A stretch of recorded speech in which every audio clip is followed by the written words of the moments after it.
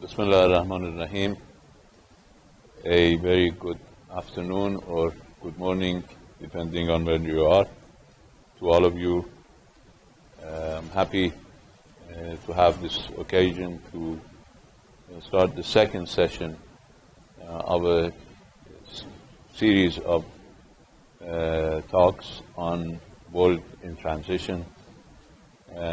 Last week, on Monday, 7 days ago, we reviewed a number of important topics, including what is the relevance of the concept of transition, what are the historical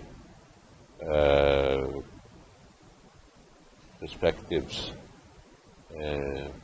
and precedents to transition. In fact, what happened in the course of last 300-400 years when a global system collapsed and a new system emerged, how it happened from basically Peace of Westphalia to the collapse of the Eastern Bloc and the Soviet Union. We've had a number of transitional periods, and we discussed how those transitional periods came about and what was the consequences. We also discussed attempts to rush the emergence of a desired world order, both conceptual, from end of history, clash of civilization, to ideas of neo-conservatism, as well as practical attempts to rush a new world order, including attempts at securitization, as well as global attempts both from Europe as well as from the developing world for norm setting. We started discussing about miscalculations, and the miscalculations include miscalculations by medium powers, such as miscalculations by Iraq and Yugoslavia, as well as on the extremes, other side, miscalculations by Colonel Gaddafi of Libya. Both committed miscalculations, which ended up either in their own demise or even the demise of the state and the country. We also discussed miscalculations by great powers, or big powers, or so-called superpowers. From the miscalculation by the first U.S. president after the collapse of the Soviet bloc, the senior George Bush, who announced the emergence of a new world order, to miscalculations by his son, who announced mission accomplished, miscalculations by others. But the outcome of miscalculations by big powers are certainly more catastrophic than those of medium powers.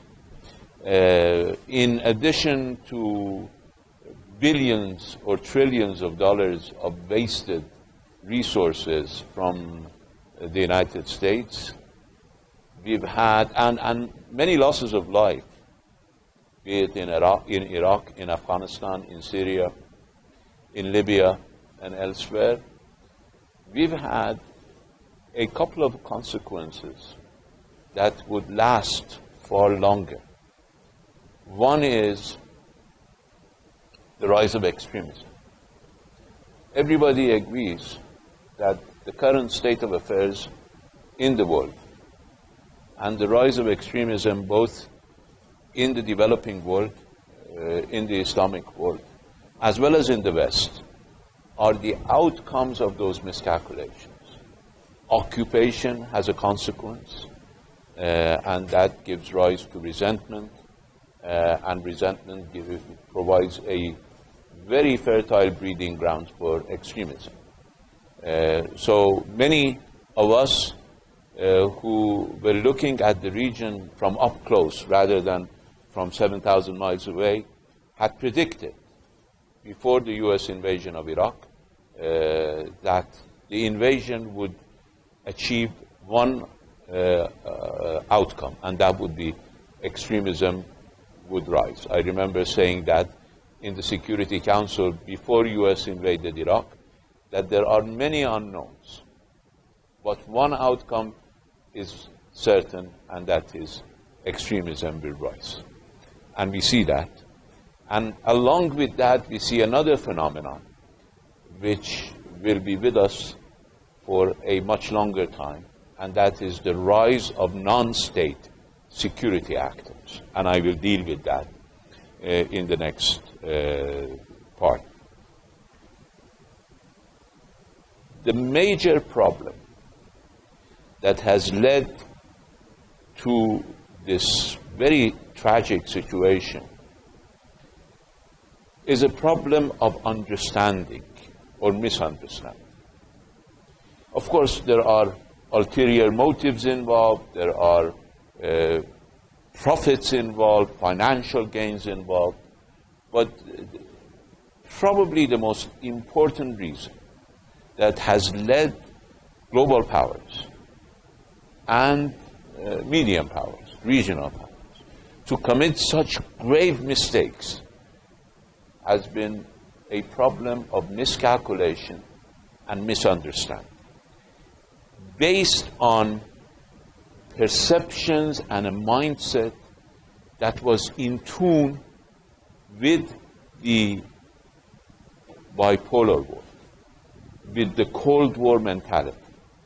They had not been able to adapt to the new emerging realities.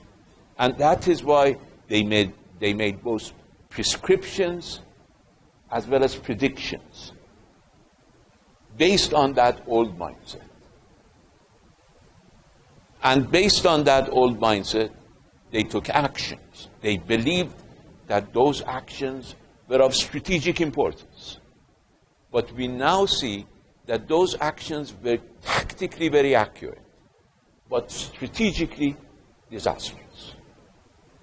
And the strategic disaster comes from lack of understanding, basically an erroneous cognitive mapping, which was based on an old world order which was no longer present with us.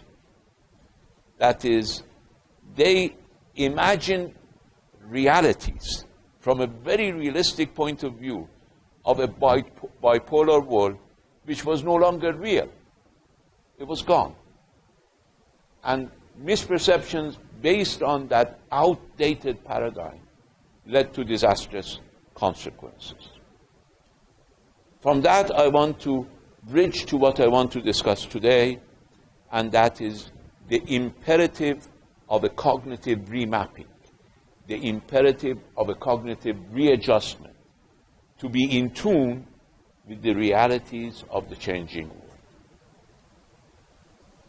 And in order to deal with that, we have titled the subject of today's session, Characteristics of a Transitional World.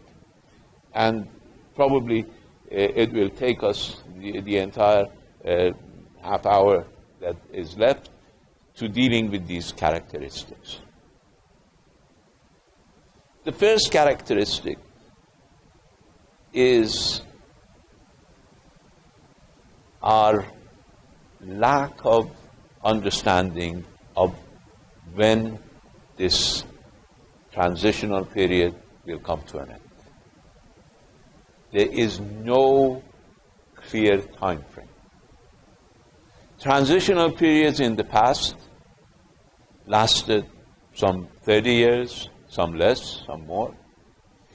This transitional period has, up until now, lasted almost 30 years. Now we are in 2020. The Cold War ended 1990, 1991. So we have been in this transitional period for 30 years. those who wanted to rush into a new world order committed disastrous mistakes. So we should not even try to predict what would be the end of the current transitional period. It is impossible to predict it. All of those who predicted, as John Twain said, the demise of the transitional period were seriously exaggerating and committing a very serious mistake. We should not commit that mistake again. There probably won't be a new world order with a totally different set of rules anytime in the near future. So that's one characteristic. It's lengthy, and we cannot predict the length. The second characteristic is intense competition. Normal competition takes place in our daily lives. States, other entities, other global players are engaged in competition. But those competitions have short or medium-term objectives and effect. The competition in the transitional period has a millennial effect. That is, when a new system is ushered in, it will last for decades.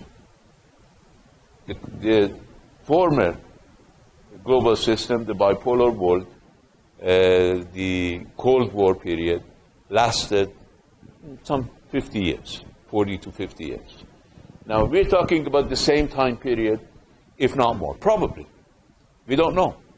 We don't know because turbulence is another important characteristic of this time. So competition is going to be intense in the transitional period. In the previous transitional periods, these competitions included wars.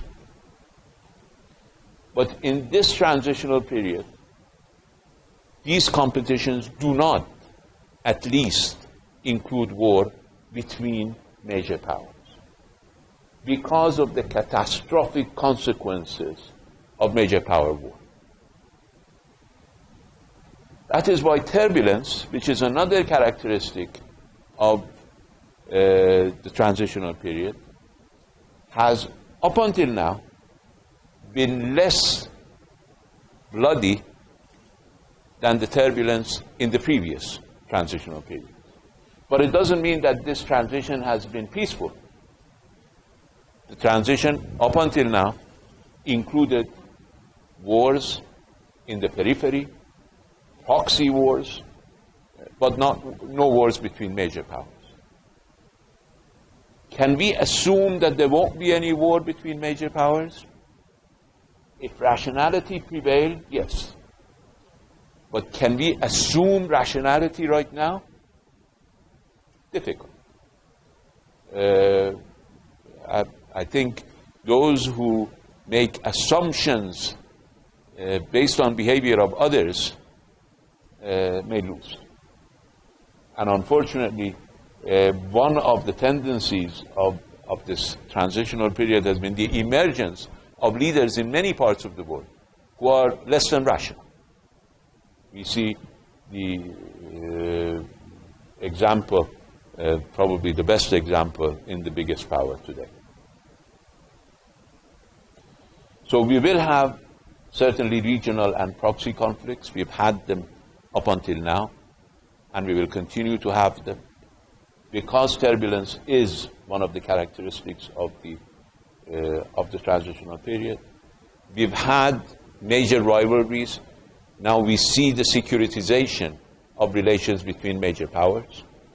All of the old frameworks for relations between China and the United States, for relations between Russia and the United States, many had predicted that these players would play within the norms and would have, as the Chinese like to call it, peaceful emergence of China. We see that while China is very much interested in that peaceful emergence, but the United States, which is probably sees itself on the losing side of this peaceful emergence, is trying even to securitize that emergence and make it non-peaceful. And we have seen signs of that. Probably it will not lead to major conflict, but it may. So that is the second characteristic. The first one was the length. Second one is turbulence. Whether it would be low intensity turbulence or high intensity turbulence, high intensity at which level, low intensity at which level. Turbulence is the name of the game during this transitional period. The next characteristic is fluidity. In the previous international era, we had a set of rules which enabled us to predict the future and enabled us to act based on those predictions. It is much more difficult to predict the consequences of actions in the transitional period. Why? Because everybody is in the state of becoming. And therefore, everybody tries to act in a revolutionary way in order to change the image of the future based on its own interests. Of course, some players, like the United States, have tried to maintain the same rules of behavior by trying to inject their military superiority into the transitional period. And that has led to disaster, as we discussed last time. But even in doing that, the United States acted in a more revolutionary way than previous administration had ever done. As we discussed last time, the United States engaged in a war almost every year, a war in a year, since the end of the first Persian Gulf War, or from the Iranian point of view, the second Persian Gulf War, which is the evacuation of Iraq from Kuwait. Basically, every year there has been a war. And that was the attempt by the United States to maintain its supremacy in the old order. But that would be a revolutionary attempt to be reactionary, or a very aggressive attempt to be reactionary. But other players are also revolutionary. Everybody is trying to maximize their role in the next phase, and that is why the next phase is, the current phase is fluid. There is constant change. And from the point of view of practitioners, they have to be in tune with the realities. But from the point of view of academicians and those who are involved in understanding the developments, there is a need for basically intellectual vigor so that we can, in fact, keep our mindset in tune with the developments outside the current world.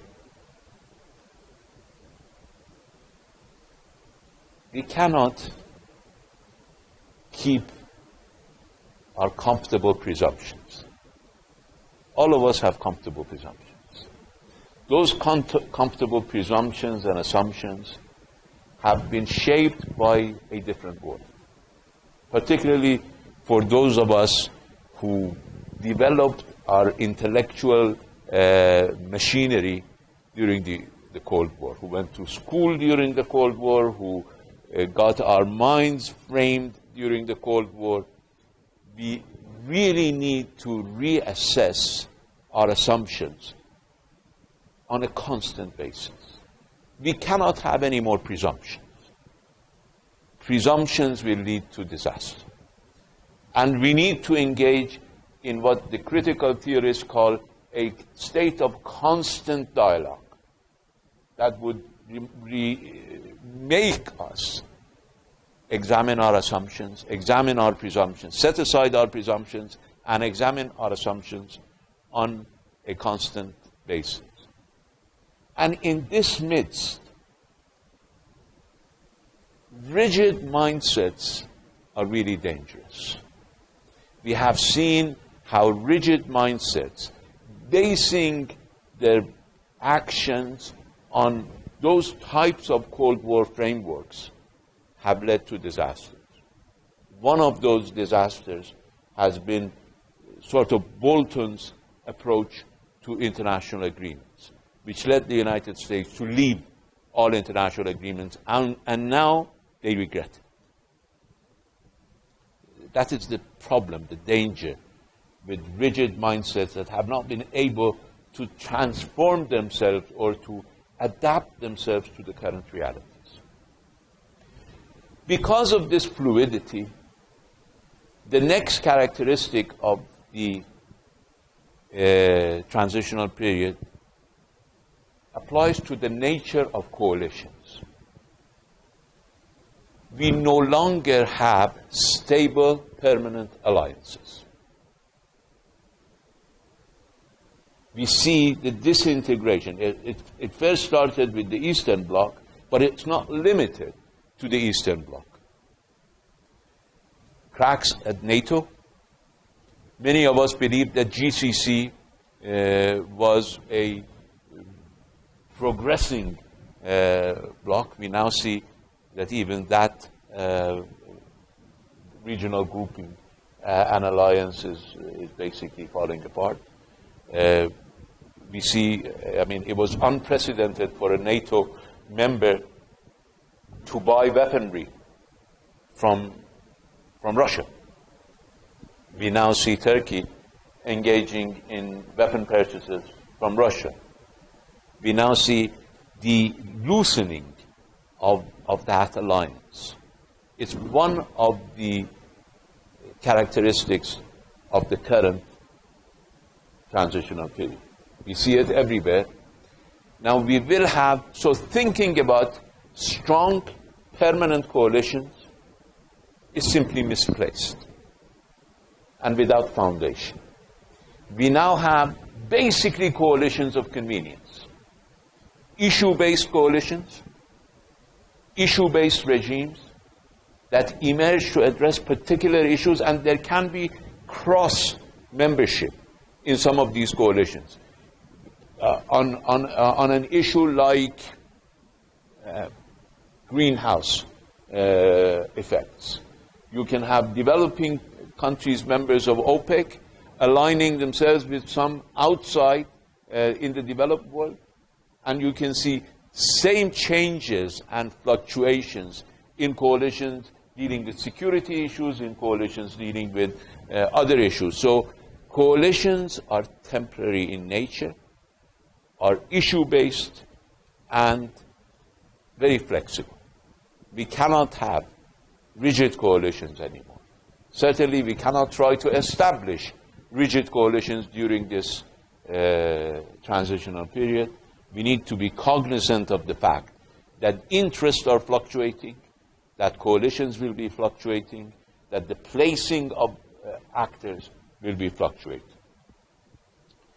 Now, the next very important characteristic, which is, again, a subset probably of the fluidity of international relations during this transitional period, is what is happening to globalization. We have a changing nature of globalization which we need to address. And this we need to take up from basically three different perspectives. One is from a conceptual point of view. There are conceptual challenges to globalization. I believe parts of globalization, as I will deal with in the next part of my comments, is natural. But there were attempts to hegemonize globalization or to impose certain aspects of globalization which had consequences. Globalization of power, globalization of culture, and globalization of values. These were attempts. These were not natural phenomena, but these were attempts to hegemonize globalization, to impose globalization.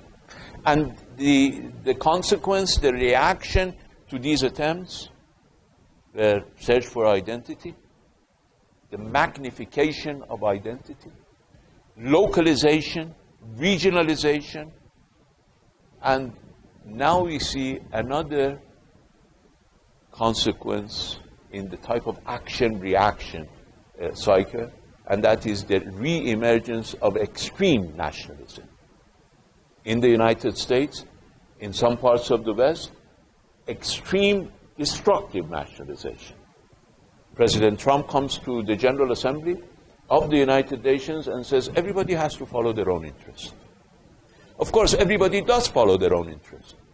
But to come to the hall of globalization, to hall of United Nations and say that don't care about the interests of others, just follow your own, you're entitled to follow your own interest. That is a consequence, a reaction to the reaction to globalization, to force globalization, impose globalization, not globalization in terms of the practical realities of globalization. And let me deal with those practical realities, because there are certain practical aspects of globalization that we need to be cognizant of. The most important practical aspect of globalization is the end of monopoly. There is no monopoly on information. You don't need to be a media giant in order to disseminate information. You don't need to have an empire to disseminate information. These don't mean that media empires are gone. No, media empires are still here. But you don't need that. In the past, your voice would not have been heard if you did not have a media empire.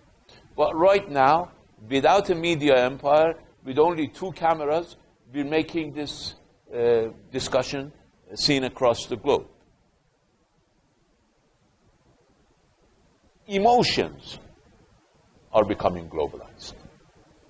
There is no monopoly on emotion making. That is why those who are capable of waging war cannot wage long-term wars. They need short-term wars because emotions prevent long-term wars. That is why you have in the United States this doctrine of shock and awe. That is an immediate impact without a prolonged effect which would mobilize emotions globally, without information monopolies being able to control the information and the emotions. That's an important factor, and I don't think it's an unwelcome development. The fact that no longer you need to have an empire to create or to disseminate information and to impact emotions can in fact make the world more democratic. And the consequence of these 2 developments is that states have lost monopoly over being actors. Now every human person can be a global actor. And that is an important consideration of today's globalization. And I think realization of that is important. This is from a conceptual point of view. But from a practical point of view, we do have real global challenges which cannot be addressed by any individual nation or even by any coalition of nations, whether old alliances or newly established coalitions. These challenges, and I will name them, cannot be addressed individually or even collectively. They have to be addressed globally. So global challenges require global responses. And that is one of the most important misunderstandings and misperceptions that have led to disasters in the past 30 years. Now, one of these global challenges, which is obvious to everybody, but there are still some vested interests who try to negate this or to deny it, is environmental degradation. There is no way that you can have a local, national, regional, or even collective response to environmental degradation. You need to have global response. So globalization in terms of environmental degradation is a fact, basically accepted by everybody. Now, you can have so-called scientists representing special interests denying this. But I believe everybody in their right mind would accept it. There are areas where serious denials are taking place, but at least not on environment. Another problem that has become globalized is poverty. Poverty is now a global challenge. The consequences of poverty are also global.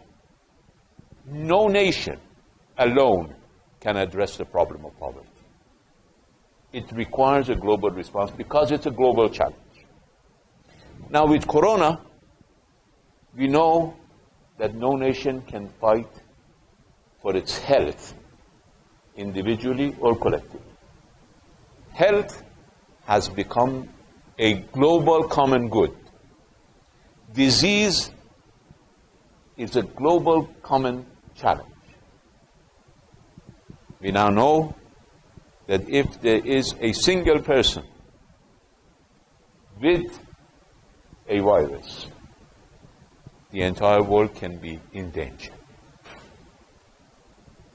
And now we remember the famous poet Saadi, who said some hundreds of years ago, 800 years ago maybe, that if one limb is afflicted, the others cannot at rest remain. This is the reality. One individual, one small town with a virus, everybody can quarantine, everybody can close their borders, but health has become a global common good. Migration. A war in Africa, a war in the Middle East has an effect on Europe. Today, the most important challenge that European governments are facing, one of the most important challenges, for some, the most important challenge, even the most important social challenge, is migration, giving rise to extremist nationalist groups, giving rise to hatred, giving rise to economic imbalances, and other problems. So migration, because of poverty, because of environmental degradation, because of war and conflict, has become a global challenge, requiring a global solution. Europe cannot resolve its migration problem by itself. It needs others to resolve its migration problem. Drugs, organized crime, these are all global problems. You can't address them without markets. There won't be drug trafficking. But while markets are there will always be drug trafficking. No amount of sacrifice by countries like Iran will be able to end drug trafficking as long as markets remain. And when you have drug trafficking, you have human trafficking, you have organized crime. So these are series of global challenges that are linked together because of the fact that markets are somewhere else, but challenges occur here. You cannot resolve the problem without resolving it globally. Terrorism. Terrorism is a global challenge. We saw in September 11 that not even the most powerful military power in the world can even do the most elemental thing that a state has to do, and that is to protect its citizens. The United States was unable to protect its citizens on September 11th.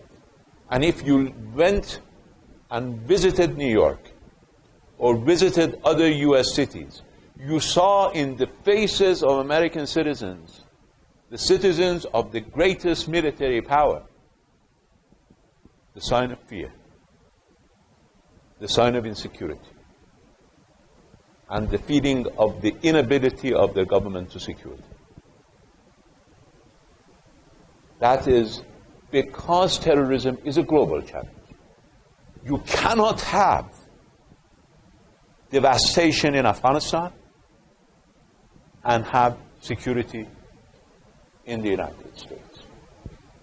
And that leaves me to the most important proposition, which governments find very difficult to accept or at least to act upon.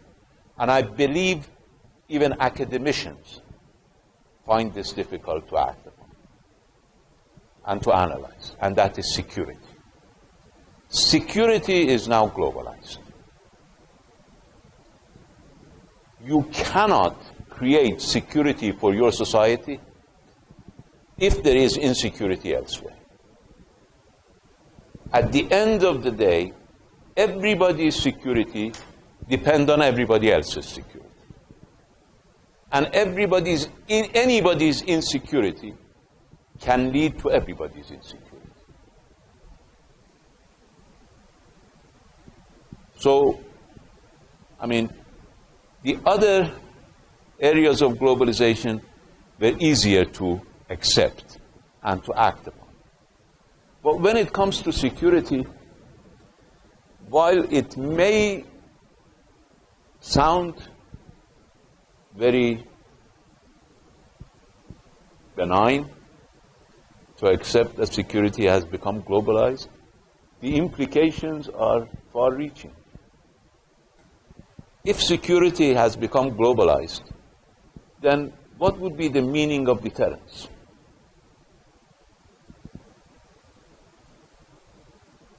How can you gain security by the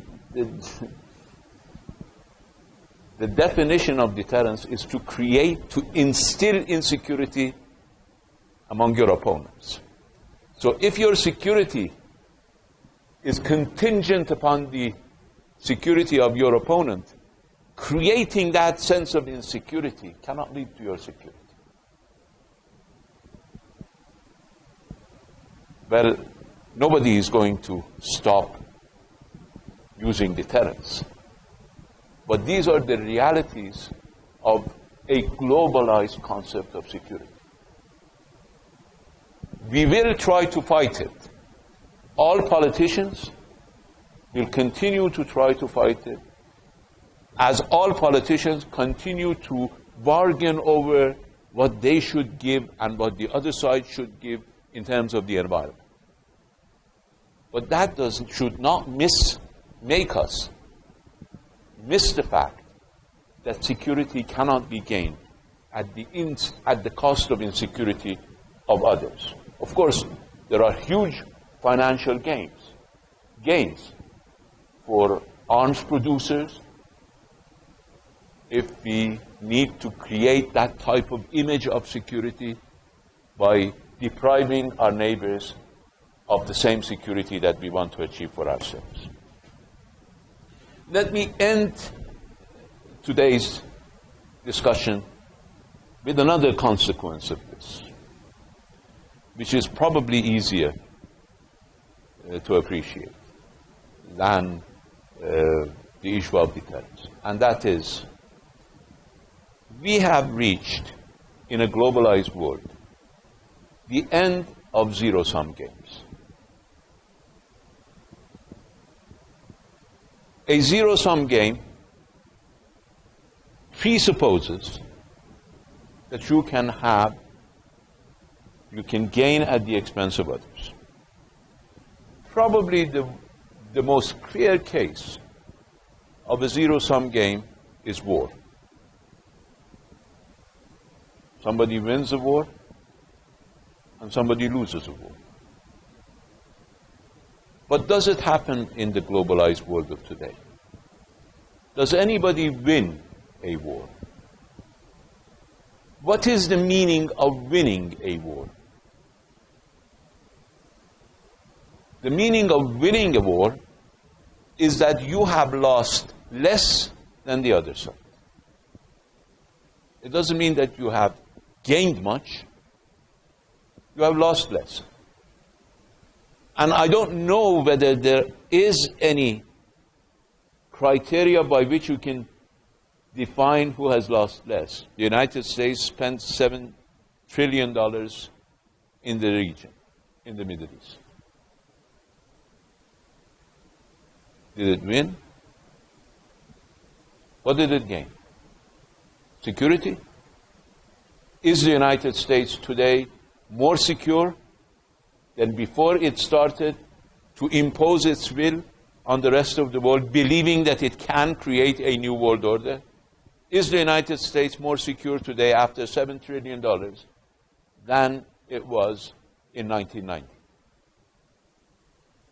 Because whatever it has done since 1990 has been in order to institutionalize the global predominance of the United States. And the first order of global predominance is to be able to do what a primitive state would do for its citizens, and that is to secure them. Is the United States more secure? Now, Saddam Hussein has lost. He's gone. Omar Gaddafi has lost. Muammar Gaddafi, I'm sorry. But has the United States won? We need to make a choice. We cannot have a zero-sum game. We do not have a win-lose situation. We have either a negative-sum game.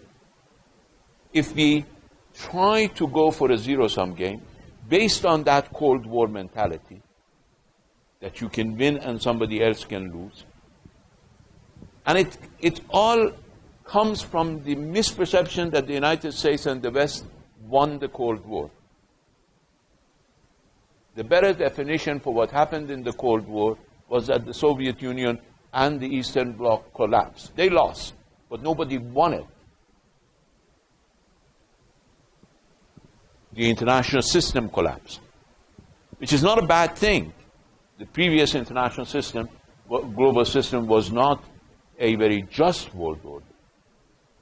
And we don't know whether the future one will be more just, more equitable than the previous one. But one thing we know, that since then, the challenge, the attempt, the rush to make the new world has caused losing for everybody, because zero-sum mentality was the predominant approach. And there is a need to move from that to a positive sum. Positive sum is possible. Let me end with a story that I usually use. A boy rushes into his home trying to quench his thirst after a game of soccer or whatever, football. And he reaches the refrigerator, no water, no cold food. He sees his sister with an orange in hand, peeling the orange. Believing that there is one orange, and either he or his sister can have it, zero sum, he reaches out for the orange and takes the orange from the sister. A fight erupts, the orange is dropped, and it's ruined. Boy goes to his room, mother comes in, asks the sister what happened. She says, I was trying to peel the orange using the peel for a jam. But my brother came and grabbed it from me, saying that he was thirsty. Now you see how a positive sum game was turned into a negative sum game. Because the boy could have had his orange, the sister could have had her jam, and everybody would have been happy. But attempting to make a positive game, a positive sum game, into a zero-sum game,